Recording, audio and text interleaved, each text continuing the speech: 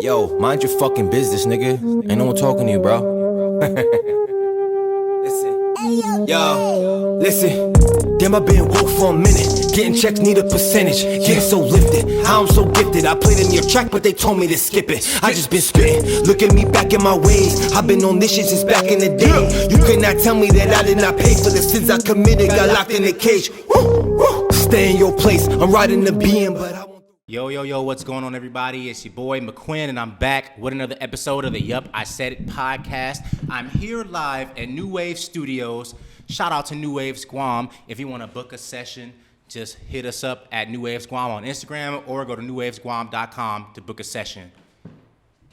I'm here with a very special guest, a good friend of mine, Miss Jesrae Moylan. Welcome to the Yup, I Said It podcast. Thank you. Thank you so much for having me. Shout out to New Wave Studio as well for giving me this opportunity.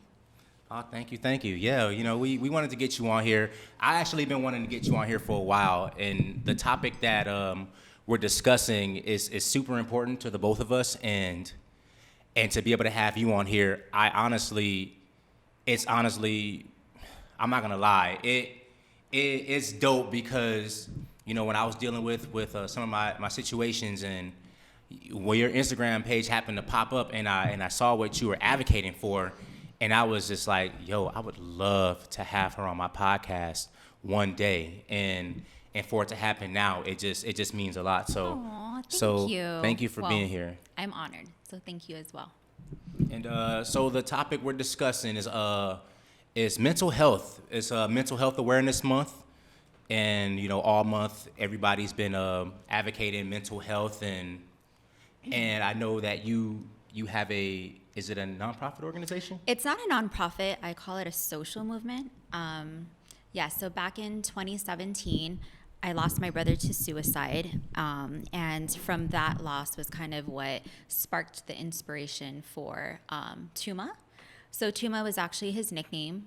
He was referred to by my kids and his nieces and nephews as Uncle TUMA.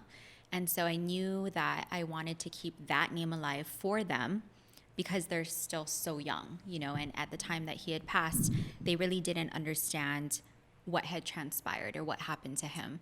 And so one day I woke up and I knew that TUMA was the name I wanted to use. I just didn't know what I could use it for. And like I've shared before, coincidentally, ironically, it's kind of eerie, right, to know that he was referred to as Uncle TUMA, even by his close friends. And then him passing, it just became the perfect acronym for Talk Up Mental Health Awareness. And considering how he passed, it was definitely some type of mental illness, right, that he was experiencing that none of us had known about. So, yeah. There's some type of beauty in that disaster. Yeah, and so you started that up because you want people to be more open about the certain issues that they may have, whether it be depression or anxiety, and you're advocating for more people to actually open up and not be afraid to talk about it. Yeah, right? and just simply having the difficult conversation, because anything regarding our mental state of mind, our mental health, it can be a very sensitive topic, a sensitive conversation. And the whole intent of TUMA is simply that, to just talk it up, to continue the conversation alongside so many other advocates here locally and globally, and just to normalize it and break the stigma. And I think that's what it is there's so much stigma surrounded by the topic of mental health that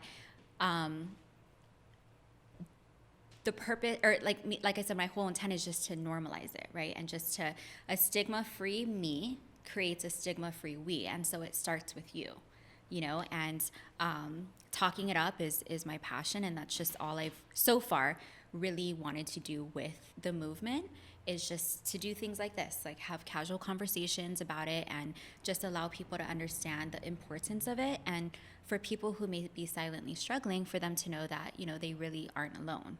You know, so, yeah.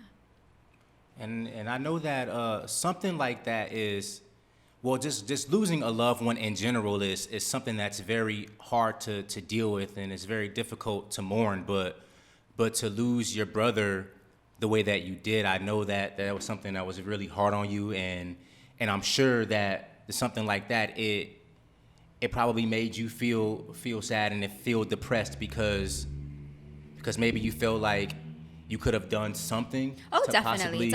I mean, to possibly keep him from yeah, and from I doing think that. any loss in life is very difficult, but I think for me, I find this loss in particular extremely difficult because I was very close to my brother, and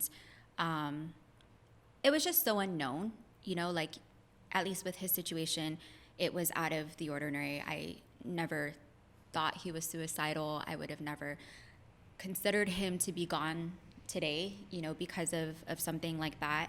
And it's just sad to not know why. And I think oftentimes as humans, we always want to know why in any situation, why a relationship didn't work out, why, we got fired from a job. Like the question or the uncertainty is kind of what always kills us, and I think for me with his loss, it was really hard because it really allowed me to see the importance of just really checking in emotionally on people that you care about, and we were close in a sense where I would ask him, how are you doing? The simple conversation of that. But most of the time, to be very honest, I only ever really called him when I needed something. And that's part of what I try to preach to people about too, is that we're so caught up in our daily lives that we really only pick up the phone or text someone when we need something. It's like, hey, I'd be like, can you babysit my kids? Can you watch my kids? I'll pay you. Can you come with me here? Can you go with me there? But it was never really like a simple like, hey, do you want to just hang out? And that's probably my biggest regret, was just always, I mean, we did it back and forth, right? He would call me for favors and this and that, but I probably really do regret that the most, is just not genuinely engaging with him. And just asking, hey, how are you? Yeah. Do you need to talk about anything? Yeah. What's on your mind? Yes. Yeah. And for me, like, I mean, I did do that, right? And even though I would hear certain things from just people in general about how he was, if I asked him and he said he was fine, I'm not going to continue to pry, right? My attitude was, oh, if he's really going through something, he knows we're close enough for him to come to me, and I would help him in any way that I could, But I think today, a lot of people who want that help, they just need that extra support in you, like telling them, like, hey, how are you? I hope you know that I'm here for you. I love you, and most of the time, like what I'm learning after being on this mental health journey for a few years by now is it's active listening. When you ask someone how they're doing, they don't want you to tell you any advice or put in your 10 cents. They just want you to listen, because you also have to realize that in that moment, it's not about you. It's not about what you think they should do. It's not about, how you feel about it. It's how they feel. And oftentimes, like, we tend to just get so caught up in, oh my gosh, you should do this, you should do that, don't do this, don't do that. But at the end of the day, people just want to be heard. They want their feelings to be validated, and so it's just like active listening and genuinely being present. So. And one thing that I could say, I can kind of speak on men in this behalf, is that we're very prideful, and a lot of the times we don't want to talk about our vulnerability because of, a lot of it is because of societal pressures. True. And it's oh, you're a man, you're not supposed to have feelings. Man up, just suck it up. Don't worry about it. You'll live. Yeah. Did you die? And yes, exactly. And there's always those things too. So a lot of the times. So that goes back to stigma, right? So it's like someone's afraid of talking it up because they're scared of being judged. They don't want to be a burden. They don't want to feel embarrassed about bringing up something that they could potentially be struggling with, And that's why I'm saying, like, it just goes back to that, where if you know someone and you just see that, like, their behavior is changing, or they're becoming distant, or just things that you notice that they don't normally do, right? Like, that's where we have to make that extra effort in assuring them that they can be vulnerable with you. So it's a lot of effort, but you have to be willing to make that effort for them to feel equally comfortable. Because you're absolutely right. People oftentimes are afraid to be vulnerable, even with the people that they're close to, And yeah, and because personally I've gone through that as well, and there have been times where I've pushed people away because I don't want people to see me where I'm not really myself. I don't want people to see me vulnerable because I don't want to be looked at as weak, or I don't want to be looked at as less of a man. But something about that is that we're all human at the end of the day, and we're allowed to have those same feelings that everyone else does have, because it's natural. That's just that's the way that God designed us. And I'm starting to learn that it's okay to not be okay. Exactly. As long as you're finding a way to pick yourself up and get out of the situation that you're in. And even if it's a slow process, as long as you're making progress every day. My motto is slow progress is better than no progress. Exactly. Effort every day, no matter how big or small. Exactly. And going back to how you were saying that you didn't want to place like a burden on anyone, right? When I think about how my brother was, he was only 23 when he took his life. And to think about 23, right? I mean, people take their life at all stages of life. It really has no discrimination on age or race or wealth or anything like that. And when I look at him, he was such a charismatic person. He was so funny. He was the vibe of a party, the vibe of a place. Like, he could talk to you if he didn't know you. And that's just that was his aura. Like, he was so good at making a random stranger feel completely comfortable, right? And so when I try to reflect and think about his state of mind and how he processed everything and what could have possibly led him to do what he did, it was simply that, like, maybe he just felt, like you said, he didn't want to be that negative energy because people relied on him to be so positive, but it goes back to what you just said and how people need to understand that we're not perfect, and it's okay to not be okay, and oftentimes, going back to social media, right, we talked about this, how people tend to just kind of compare, right, their lives to squares. And for example, me, like, if you're a follower of me, like, I always try to be as transparent as I can, and I always try to tell my followers, like, I'm not perfect. What I post may seem like it's perfection, but I post positive energy, right? Or I want to feed my feed positive energy, but I always remind them that I'm in no way perfect, and I don't try to be, and I think that's what you have to continue to do on social media, is just remind people of that, right? Like, we're not perfect. We're just trying to enforce all the positive energy that we can, because the world is so negative, and at the end of the day, people just want to feel relatable, so right. Nobody has their shit together. I am telling you that right now. Facts. Nobody. And that with that, the world, why you said the world is negative, and a lot of the times negativity is pushed on us, and a lot of it is on TV. Yes. A lot of it is in the media. All they show on the news is people dying and wars. And on TV, you see all these reality TV shows showing toxicity, and so a lot of the things that is exposed to us is negative. So a lot of the times it's kind of like they're trying to program you to be negative. So I feel like in that sense, the media is slowly trying to destroy people, mentally, and try to get them influenced by And I agree. energy. And if you don't have such a strong mindset, then mainstream media, as well as, it can make or break you, because like you said, you tend to get heavily influenced by certain things that you watch or certain things that inspire you, and if you're not programming your brain yourself to find those avenues of positive energy, then you're just going to be consumed by the negative, so, and not to say like life is all about balance, right? There's darkness and there's light. You're not going to go through life without one or the other, but it's just like one of my favorite brands that I love to support is Lokai bracelets. It's Loki, and it's a beautiful story on how it was brought to life, right? And it just talked about how in life you really just can't go without one or the other. You can't go through just all positivity. You're going to have positive energy, negative energy. And so the bracelet's comprised of like a dark circle and a white circle, and then it's like clear beads all around. And the dark circle, I should have wore it tonight. The dark circle has mud from the Dead Sea, right? And it's considered the lowest point on Earth. And then the white bead is infused with water from Mount Everest because it's considered the highest point on Earth.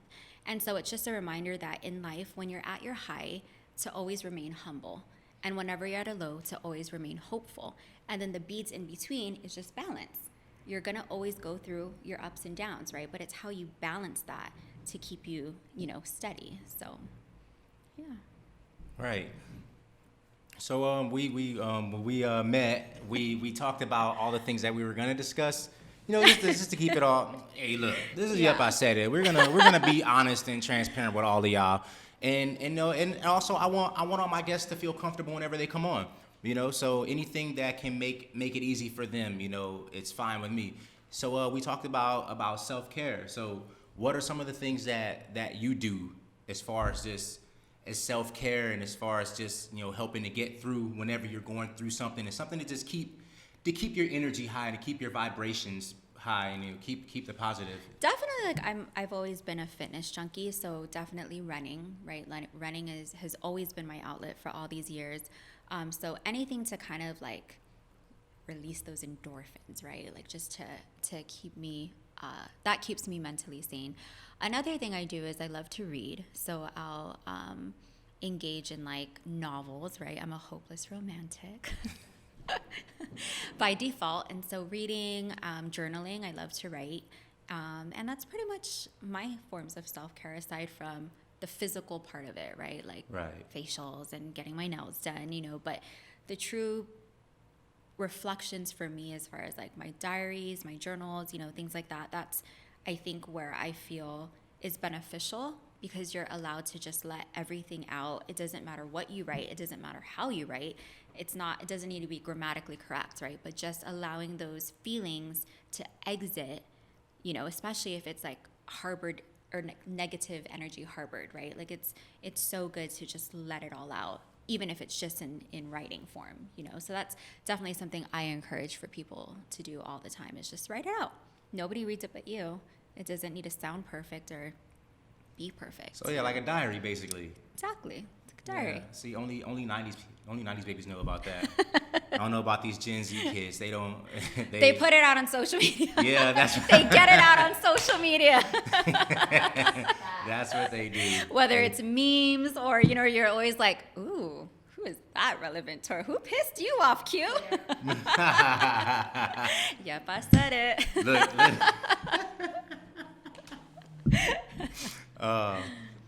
But how about you? What are your forms of self-care? So some of my forms of self-care is I'm very into fitness too. I started the movement with the revenge season. That was something that helped me really take care of myself and to really get into good shape. And fitness has always been an outlet for me. Also, I like to write as well. Nice. Whether it be a song or just things that I'm dealing with, and just for the joy of writing. Yes. I've always liked to write. I'm old school. Lover of words. I like to go and buy a journal and just take my pen and paper. Look, I got my notebook right here. Sometimes I'll just write out random things, whether it be taking notes for what I want to talk about on a future podcast or taking notes on, okay, what could I have done better? And, I'm always just taking notes, and I'm always trying to absorb any type of information, anything that can help make me better. Definitely. So, that's what I'm really big into. It's just with fitness, writing. I play my ukulele. Nice. From time to time. Yeah. And I think going back to the whole conversation of self-care, right? I delved into this whole journey of self-love as well, right? Because I think losing my brother really allowed me to realize that it's so important for you to love yourself, right? And I don't mean that in a narcissistic way, even though there are narcissists out there. What I mean by self-love is just learning to genuinely love who you are and love who you want to be, right? Who you want to become, but even loving who you were, right? I mean, it goes to past, present, and future. You can't be where you are today if you didn't experience who you were before, right? And I realized that someone can love you so much, right? My brother was so loved. And at the end of the day, it doesn't matter how much love he was given, right? Because you have to love yourself in order to give it and receive it, you know? And I feel that if you just genuinely learn how to love yourself, then it could truly, truly help alter your mental state as well, you know? And we all suffer from it. I mean, everybody has their insecurities. I do, you know? And I think self-love will always be an evolving journey for everyone. Everyone, you know, we're always going to have to put in that effort to be like, I'm a fucking badass. I know it, you know, like, let me love on myself a little bit more. Let me, you know, or whatever it takes. Like, I mean, even dressing up, that's a form of self-love. Like, just investing in yourself, whether it's physically, emotionally, mentally, spiritually, like, self-love is extremely important, you know? So.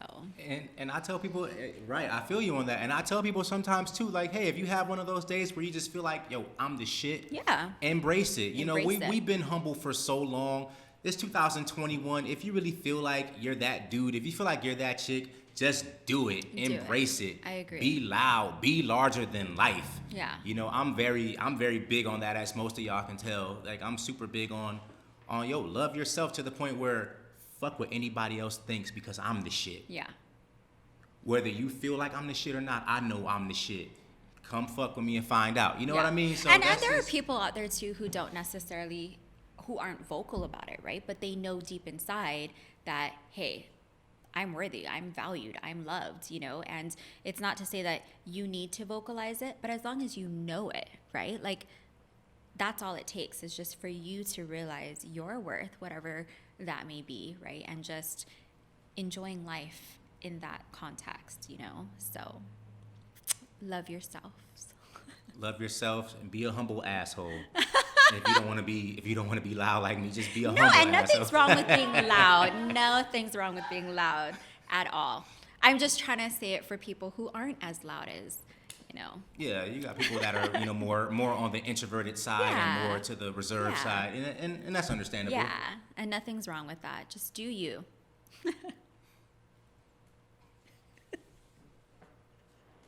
What else we got on that list? No.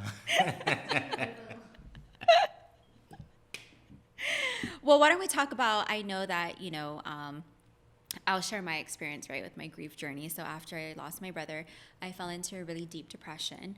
At the time, I had just given birth to my youngest daughter.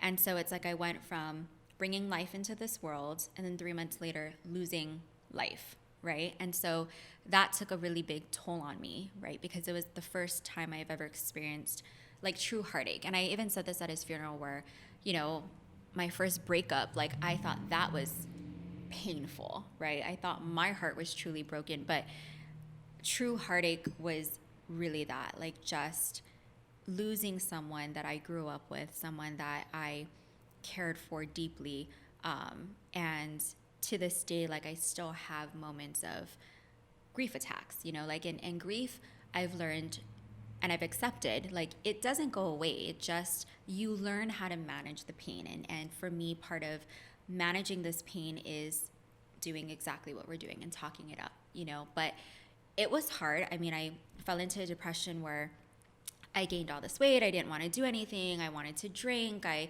wasn't being, you know, at the time, the best wife or the best mom. And I just didn't want to do anything, you know. And it took a lot for me to snap out of that mentality, right? Because it wasn't like people around me weren't trying to help me. I didn't want the help. I wanted to sulk. I wanted to cry. I wanted to scream. I wanted to just wake up from this nightmare, you know? And when I finally decided to get out of that funk, it was because I wanted to. And most of the time when people know they need help, they also have to equally want it, you know? And so from that, you know, I finally realized, like, okay, can't keep sulking, can't keep whatever. So I had to shift my mindset and, you know, I started working out again. I started just being a present mother, you know, and just doing what I needed to do to live, you know, because at that time, I will be honest, there were moments where I wanted to die too, because that pain was just so, it was so much torture for me, you know, and I come from being such a positive person that to be in such a negative bubble, it was overwhelming for me. You know, and I know that you had shared too that you went through your depression at one point as well. So Yeah. So and it's my first time talking about it on this podcast, but it's something that I never really discussed. But So you know, sorry. since it's Mental Health Awareness Month, and I should talk about it now. So most of you know that I was born. You know, I was diagnosed with autism as a child, and you know, growing up with that was something difficult, and you know, just taking longer to process and to learn everything. I didn't learn how to speak until I was 5, and just through my childhood, you know, through high school, you know, I had fun, but I also, you know, dealt with forms of bullying, and it really got bad when I joined the Navy. I was in the Navy. I got to my first ship, and me being the young blood, you know, fresh out of high school, and that just made me an easy target. You know, this scrawny kid out of high school, and you know, I thought that the Navy was a brotherhood. I thought everyone looks out for each other and we all have each other's backs. But when I got to my first ship, it was the complete opposite. And I'm not necessarily trying to throw the Navy under the bus. I'm just talking about my experience. Mm-hmm. And I dealt with some of the worst forms of hazing you can imagine. And I never even thought that the things that those people did to me was even possible. I thought they did this back in the day. Like, that's how bad it was. And it got to a point where it got so bad, and I felt helpless. I felt like nobody wanted to do anything about the problems that I was dealing with. So one day I was in the berthing in our living quarters, and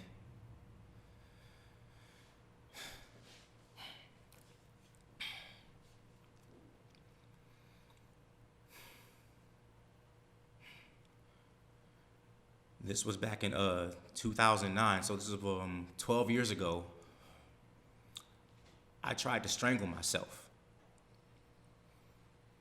And somebody walked in when I had this rope, almost kind of like a noose around my neck. And they immediately grabbed me and they took me to the hospital. And I told them what was going on. And I told them that all the things that I had dealt with and why I got to the point that I got to. And that's when the doctors had diagnosed me with depression.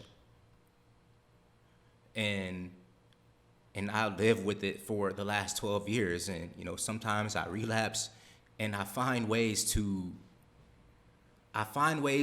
keep positive mind and to not think about, you know, those dark times. Because there are times where I do feel hopeless and I feel alone.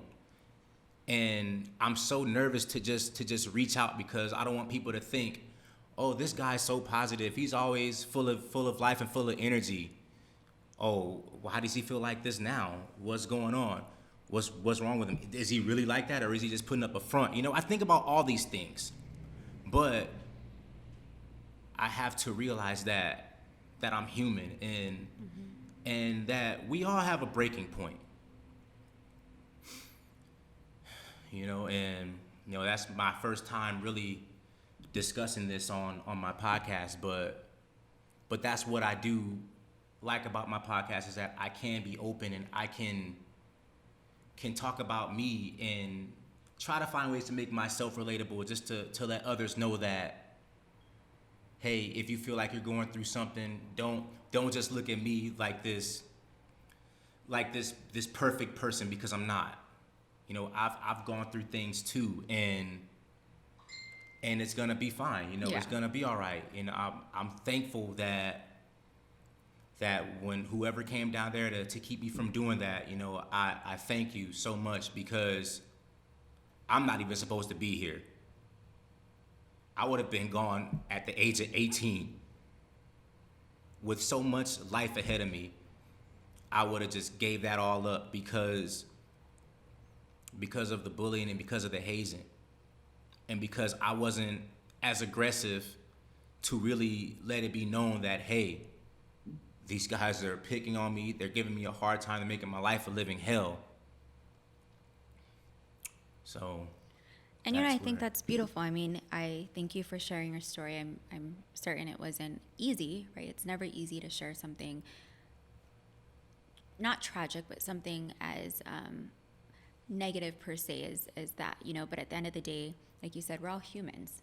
What you went through obviously drained you mentally and emotionally and physically and spiritually, because I'm sure even whatever your spiritual beliefs are, when you're going through something like that, you tend to question everything, right? Like, why me? Why am I going through this? And at the end of the day, God always has his purpose. And look at today, how many years from that moment, you're here now speaking on this, and somebody could be listening, right? And looking at you and being like, dude, like, I'm so glad you're here. I mean, I'm sure that all the laughter that you bring or you give to people, like, they wouldn't have that today if you weren't here. So I commend you, and I think it's inspiring, and I think that you are incredibly strong for just overcoming all of that, and I think that's the beauty of a journey like this with anybody struggling mentally, is just knowing how strong you are today and how far you've come from where you were. And I'm grateful that you're here, and we crossed paths, and we're doing something as beautiful as this, is speaking on and having a conversation about things like this, because it really does matter, and aside from all the conversations you've had in the past, like, this is something that's definitely worth discussing. And I'm glad to have been part of it. And I'm honestly, I'm very honored that you were able to be a part of this podcast, because I manifested this, to be honest with you, and I just said to myself, one day I'm gonna have her on my podcast to talk about mental health, and and I always have a list, and I always manifest who I want to have on my podcast, or just whoever I want to encounter. Of course. And like I said, it means the world that you're a part of this, and it just means everything that you're a part of the YupISaidIt family, as a guest, especially for this episode in particular, because I want to be able to touch up on mental health. I do every few episodes I have a therapy session where I just kind of talk about what's been going on in my life. I've seen that. Yes. And, just because I want people to understand that, like, hey, guys, I go through it too. I do, and you're not alone. If you ever feel like you want to reach out to me to talk, I'm here. Yeah. If you want to come on the podcast and talk, we can make it happen. Yes. Anybody is welcome to be a part of this journey, because, love is the message at the end of the day. We're all in this together, and, we're all just trying to spread love and receive love. Exactly. That's why even on my social media, like, my tagline is always love to love. Like, I always say that, and it's because that's exactly what I want to be, is I want to be love. I want to give love, receive love. And I think at the end of the day, like, when I think about, when my day finally comes where it's my turn to transition from this world, it's like, what do I want people to remember about me? And I always say I want people to remember how I made them feel, which is why I'm very responsive on social media to people who write to me. And, I never act like I'm above or below anyone, because I'm not. Like, we are all on this journey together. It may be separate paths, but we're just all trying to figure it out. And, for anyone who looks at someone and it's just like, oh, they have their shit together, they're so lucky, this and that, that's your assumptions, because at the end of the day, nobody is living a perfect life, and I think it's so important for people who have platforms to allow their followers to remember that, is that we are just all equally doing what we need to do to get by, and how we send out that message, it's like I said, I just want to be positive, but I do have my moments where I do lash out too, because I'm human, but it's also, like I said, to allow people to realize nobody's perfect, and I never want to be perfect. Yeah. Okay. But touch base real quick, like he said, someone to talk to. Guam does have a 24/7 crisis hotline center that you can call. So for any of you out there who needs someone to talk to, like I said, it's 24/7. So you can call the hotline at any time. And the number is 647-8833. But Q will add that on Yep. all that information. I'll post it like right there. Yes. When I edit, I'll post it. Yeah. And we also have the National Suicide Hotline, which is 1-800-273-8255. So, anyone needs someone to talk to, you can be anonymous. You don't need to, say your name. You can also call as a third party, like if you're concerned about a friend or a family member and you just need advice on how to handle someone who could be contemplating suicide, I would definitely encourage you to utilize the hotline for any inquiries that you may have.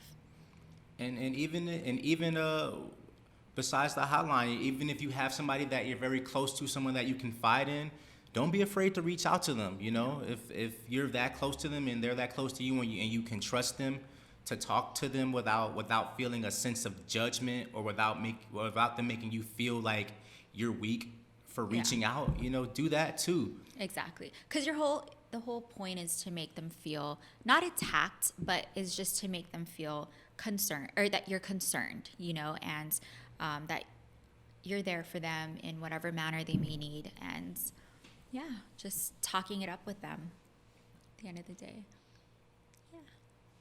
So don't be afraid to reach out, everyone. You're not alone. We're all in this together. Love is the message, and regardless of what anyone says, you matter. You're here for a reason. You have a purpose in life. Every day that you wake up is another day as another day of your journey. So just keep that in mind. If you're here, you were here for a reason.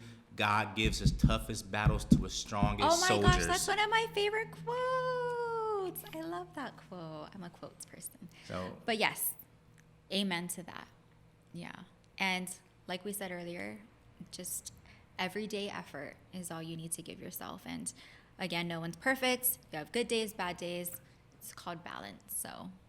But TUMA, we also have a tagline, and it's choose life, choose happiness, and choose you. And the reason why I made choose you the last is because I want, of the three, for you to always remember to continuously, constantly choose you, no matter what. So, yeah. Thank you for choosing you. And thank you for choosing you. And thank you for being a part of the Yup, I Said It podcast. So where can everyone follow you at? Plug in all your pages and it's just TUMA Guam right now. We're in the process of revamping, our social media. We only have Instagram for now, but again, like I said, we're not a nonprofit. I just call us a social movement. And when I first started it, and I was actually very active at the time, it was just a safe place for people to do exactly what we're doing, have conversation, engage. I had a lot of people who actually wrote to me about their problems, and I had to remind them that I'm no professional, right? But at the same sense, I was a listening ear, gave advice whenever I could, and then I also informed them on where they can go to seek additional help if they needed it, and whatnot. But yeah. TUMA Guam. TUMA Guam. And follow me on Twitter, on Instagram at YupISaidIt Pod, where we post episodes every week, and we post wild tweets, and we're just outspoken about mental health, about life, about everything. So everyone, thank you for tuning in to another episode of the Yup, I Said It podcast. Thank you so much, Jesrae, for being a part of the Yup, I Said It podcast. Shout out to New Waves Guam. Everybody, y'all have fun, love life, love yourselves, and don't forget to subscribe to the most electrifying and entertaining podcast on Guam. Yup, I said it. Peace.